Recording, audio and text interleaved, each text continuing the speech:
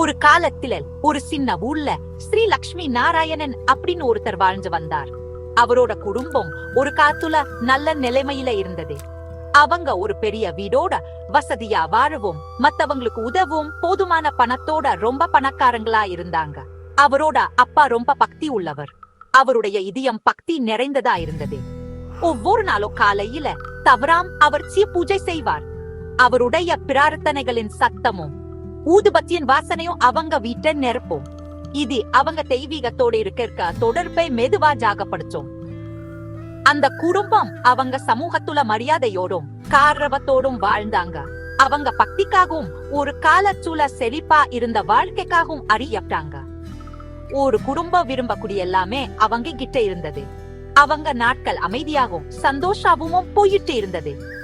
ஆனா வாழ்க்கைகதே நமக்கு தெரிஞ்ச மாதிரி ஒரு ஓடு நதிய போல அது எப்பவும் ஒரே இடத்துல இருக்காது. மெதுவா லக்ஷ்மி நாராயணன் குடும்பத்துக்கு விஷயங்கள் மாற ஆரம்பிச்சது. அவங்க செல்வம் கைகளிலிருந்து வழுக்கி போற தண்ணி மாதிரி மறைய ஆரம்பிச்சது. துரதிர்ஷ்டம் அவங்களே அடிக்கடி சந்திச்சது. அவங்க வசதியான வாழ்க்கை சிதைய ஆரம்பிச்சது. அவங்க செல்வம் குறைய குறைய அந்த பெரிய வீடு காலியா தெரிஞ்சது. லக்ஷ்மி நாராயணன் இந்த வீழ்ச்சியை பார்த்து வளர்ந்தார். அவருடைய பெற்றோர்களின் முகத்துல இருந்த கவலையை அவர் பார்த்தார். வறுமையின் கனமான சுமை அவங்க வீட்டை ஆக்கிரமிச்சதை உணர்ந்தார். ஒரு காலத்துல எளிதா இருந்த வாழ்க்கை அன்றாட வாழ்க்கை போராட்டமா மாறிச்சு. வாழ்க்கையை நடத்துறது ஒரு தொடர்ச்சியான போராட்டமா இருந்தது. லக்ஷ்மி நாராயணன் ஒரு ஆளான போது குடும்பத்தின் நிலைமை ரொம்ப மோசமா இருந்தது. அவருக்கு ரொம்ப குறைவான சம்பளம் கிடைச்ச ஒரு சின்ன வேலை கிடைச்சது. அவருடைய வருமானம் அவருடைய மனைவி குழந்தைகளை ஆதிக்கவே பத்தல. வயசான பெற்றோர்களை பத்தி சொல்லவே வேண்டாம். அவர் காலையில் இருந்து இரவு வரை கடுமையா உழைத்தார். ஆனா அவருடைய முயற்சிகள் குறைவான பலனையே கொடுத்தது. ஒரு குழந்தையா அவருக்கு இருந்த சந்தோஷம் போயிடுச்சு. அவருடைய பெரிய குடும்பத்தை எப்படி நடத்துறதுங்கிற முடிவில்லாத கவலை அதை ஆக்கிரமிச்சது. ஒவ்வொரு நாளும் ஒரே மாதிரி இருந்தது. அவர் கனத்த இதயத்தோட வேலைக்கு கிளம்புவார். இன்னும் சோர்வா வீட்டுக்கு திரும்புவார். அவருடைய நீண்ட மணி நேர உழைப்புக்கு சில காசுகள் மட்டுமே அவருடைய சட்டப்பையில இருக்கும். அவங்க கடந்த கால செல்வத்தின் நினைவு அவரை துரத்துற ஒரு பேய் மாதிரி இருந்தது. அவருடைய தாத்தாவின் தாராள குணத்தையும் அவருடைய குடும்பத்தின் மரியாதைக்குரிய நெல்லையையும் அவர் ஞாபகப்படுத்தினார். இப்போ அவங்கிட்ட ரொம்ப குறைவா இருந்தது. கடந்த காலத்துக்கும் நிகழ்காலத்துக்கும் இடையிலான வேறுபாடு வாழ்றதுக்கு ஒரு வேதனையான விஷயமா இருந்தது. அது அவரை ஒரு தோல்வியாளரா உணர வச்சது.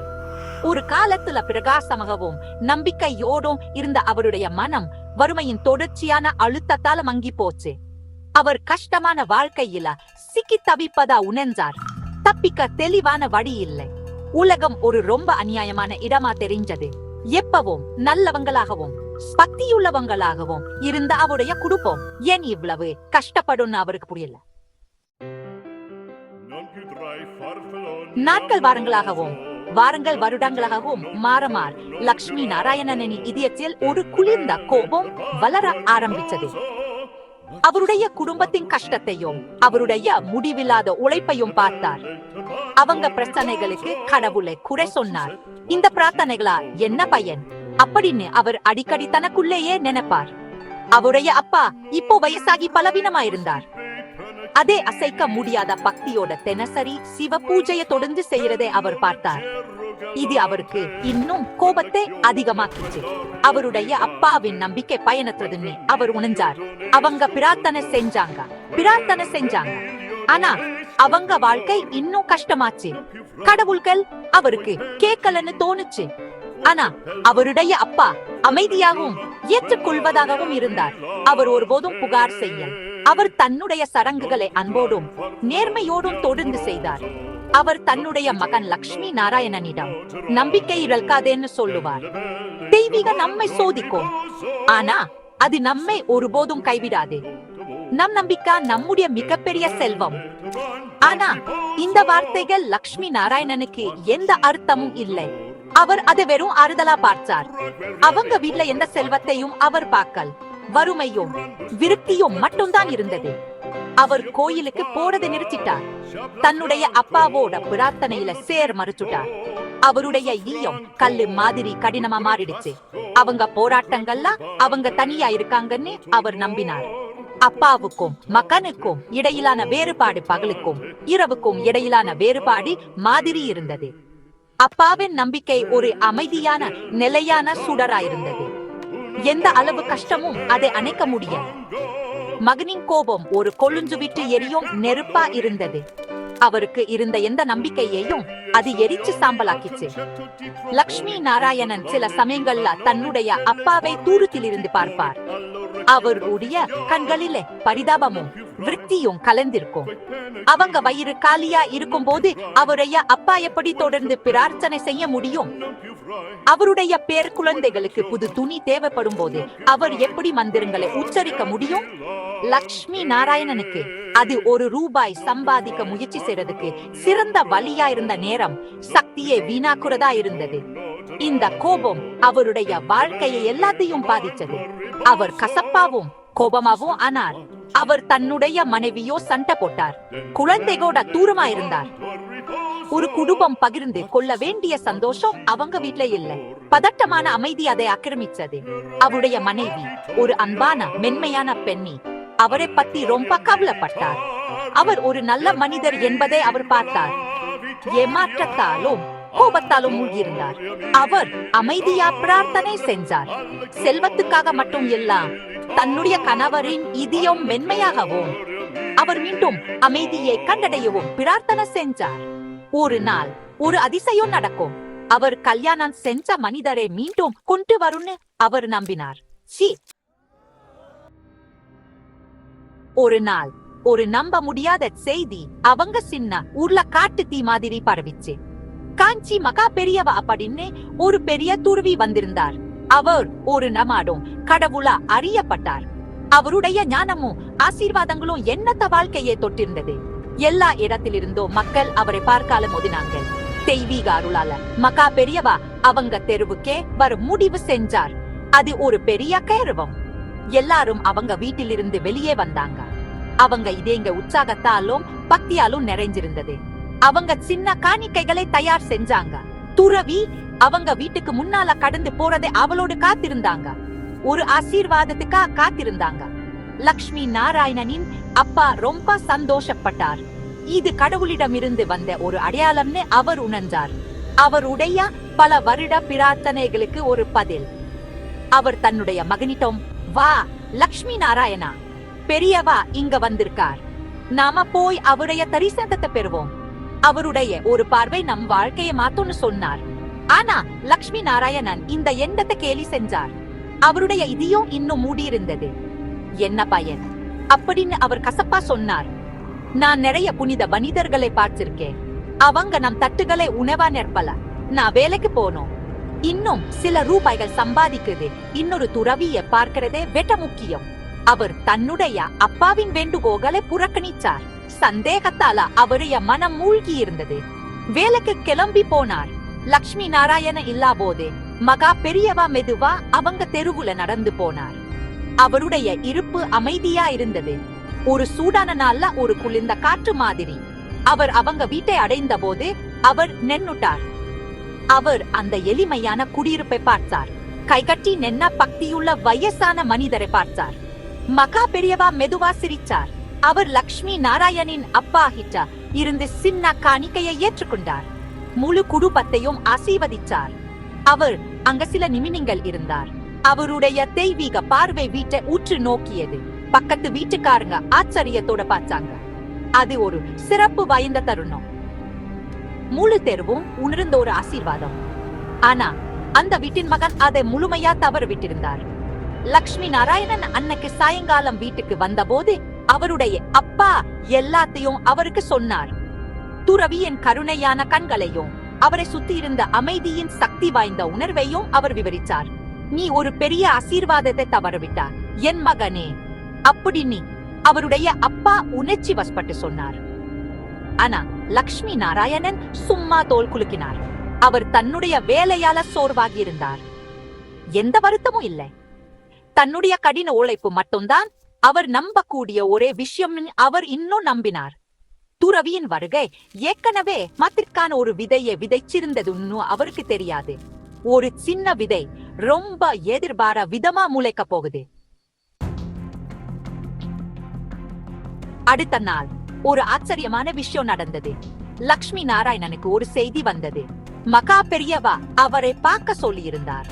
குழப்பத்தோடவும் கொஞ்சம் எரிச்சலோடவும் லக்ஷ்மி நாராயணன் துறவி தங்கியிருந்த இடத்துக்கு போனார். அவர் பெரிய முனிவர் முன்னால நின்னுட்டு இருந்தார். இன்னும் சந்தேகத்தோடும் மகா பெரியவா அவரை பார்த்தார். அவருடைய கண்கள் கருணையா நிறைஞ்சிருந்தன. தீர்ப்பால் அல்ல, அவர் வறுமையை பத்தியோ கோபத்தை பத்தியோ பேசல. மாறாக அவர், நீ சின்ன பையனா இருந்தபோது எனக்கு ஜாகம் இருக்கு, நீ உன் அப்பாவோட சிவஸ்தோத்திரங்களை ரொம்ப அழகா பாடுவா, என்ன ஆச்சு அப்படின்னு கேட்டார்.